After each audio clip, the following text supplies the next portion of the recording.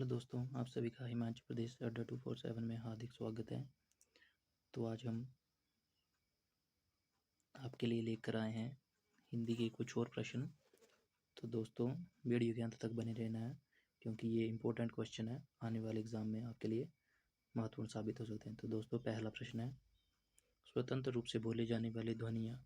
तो स्वतंत्र रूप से बोली जाने वाली ध्वनियाँ पूछा है इन्होंने, शब्द ने पूछा है। तो ध्वनियाँ कौन है जो स्वतंत्र रूप से बोले जाते हैं? वो है वर्ण। अगला प्रश्न है, नवल सुंदर श्याम शरीर की सजत नीरद सी कल क्रांति थी। इस पंक्ति में कौन सा अलंकार है? तो आपने अलंकार पढ़े होंगे, मैंने आपको एक ट्रिक बताई थी, जहाँ पे सा सी सरिस ये वर्ड कहीं भी आए, ये ट्रिक है आपकी, तो आपने वहाँ पर उपमा अलंकार लगा देना है।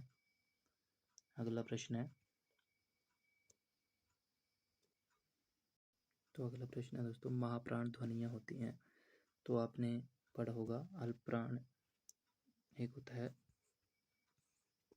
अल्पप्राण, और एक होता है महाप्राण। जो आपके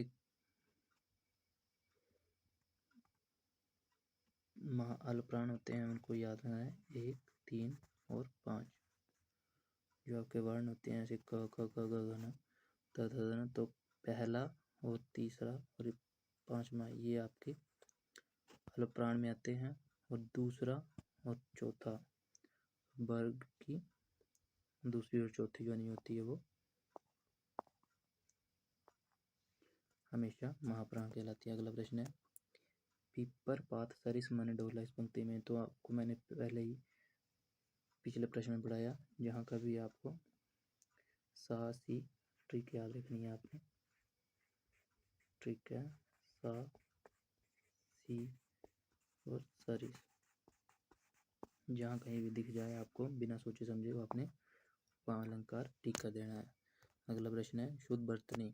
तो शुद्ध वर्तनी में आपने याद रखना है उद्योगीकरण, औद्योगिकरण, औद्योगिकरण या औद्योगिकरण कैसे लिखा जाता है?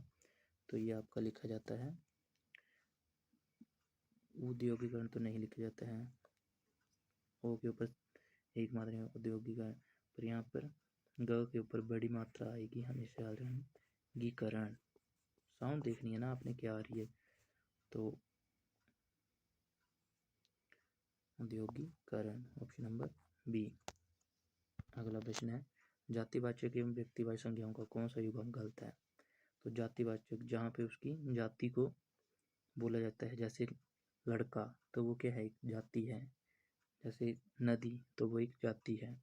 पर्वत तो वो एक जाति है। और व्यक्तिवाचक जहाँ पे किसी के नाम का, जैसे नगर बोल दिया तो जयपुर उसका नाम आ गया। पर्वत है पर वो जैसे बोलते हैं हिमालय पर्वत, अरवली, तो वो नाम है, तो भी व्यक्तिवाचक है। स्त्री वो जाति है। व्यक्तिवाचक है श्वेता, जैसे उसका नाम बोल दिया आपने, तो उसमें जो युग्म गलत है वो कुत्ता और पिल्ला।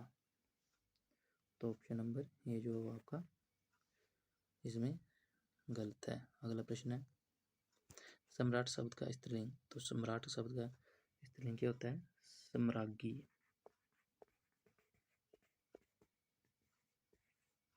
तो option number B right answer है आपका। अगला प्रश्न है, चिड़िया आसमान में उड़ती है, इस वाक्य में कौन सी क्रिया है?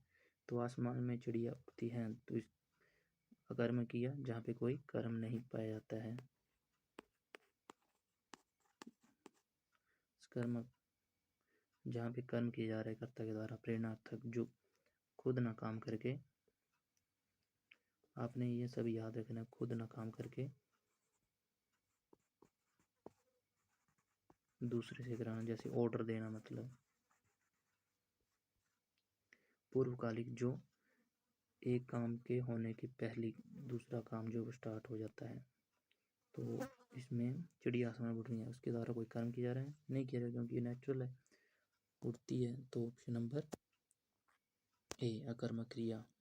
अगला प्रश्न है, किस कारक द्वारा वस्तु में अलगाव का भाव बढ़ता है? तो आपने याद रखना है कितने कारक है हमारे, 8 कारक है, तो इन सभी की विभक्ति होती है कर्ता ने कर्म को करण, इसकी तो आगे से और के द्वारा। संबोधन काकई की रारेरी नानेनी अपादान से, और ये लगाव जैसे अलग होना, क्योंकि आम पेड़ से गिर रहे हैं तो मतलब वो आम जो पेड़ से अलग हो रहे हैं, संप्रदान के लिए होता है। तो ऑप्शन नंबर सी अलगाव के लिए अपादान। अगला प्रश्न है शुद्ध वर्तनी का चयन करिए। तो हमेशा आपने याद रखना है अंतर ध्यान होता है, अंतर्धान होता है, या अंतर्ध्यान होता है, या अंतः ध्यान होता है। तो आप सभी ने याद रखना है हमेशा क्या बोला जाता है, अंतर्ध्यान, अंतर्धान बोला जाता है।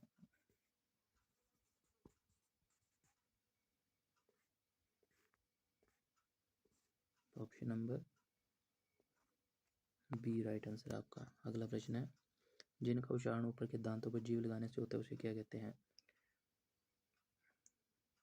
तो जब भी आप दांतों में जीभ लगते हैं उसे क्या बोलते हैं, दंत्य।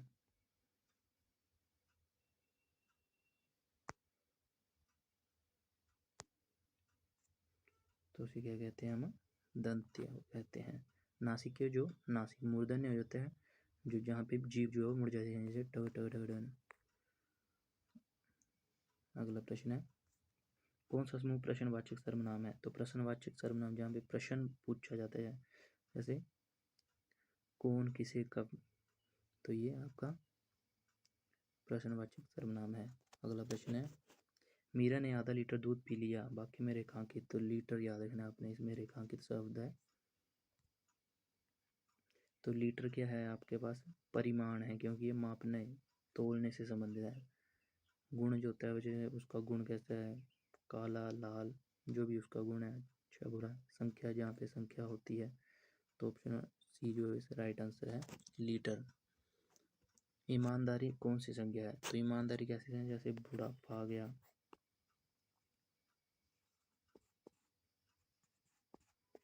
मोटापा। तो ये जो भी होते हैं ये हमेशा दिखते नहीं हैं, परंतु ये भाव होते हैं। जैसे वो मोटा है, पतला है, बूढ़ा है, बच्चा है, तो हमेशा वो, तो ये हमेशा व्यक्तिवाचक तो हो नहीं सकता है, समूह भी नहीं है, तो हमेशा ऑप्शन बी जो राइट आंसर है, भाववाचक। अगला प्रश्न है जिस समास में पूर्व पद गौण तथा उत्तर पद प्रधान होता है उसे क्या कहते हैं। तो उत्तर पद प्रधान होता है हमेशा उसे क्या कहते हैं,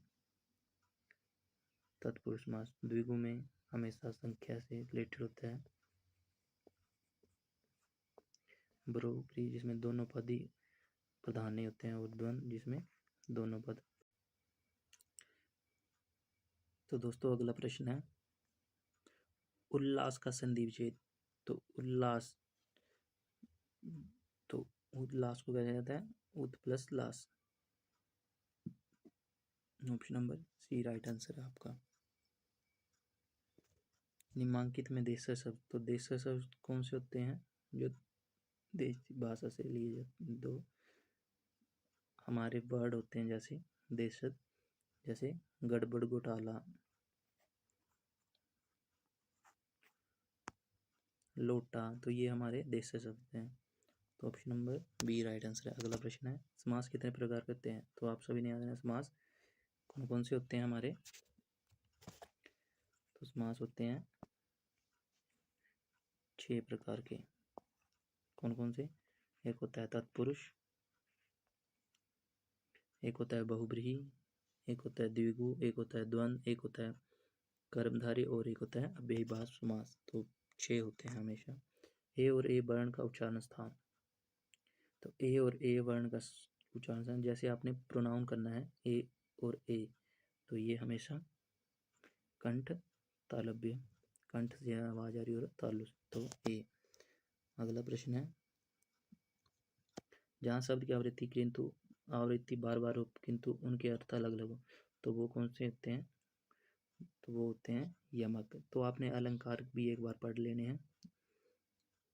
तो ऑप्शन नंबर सी।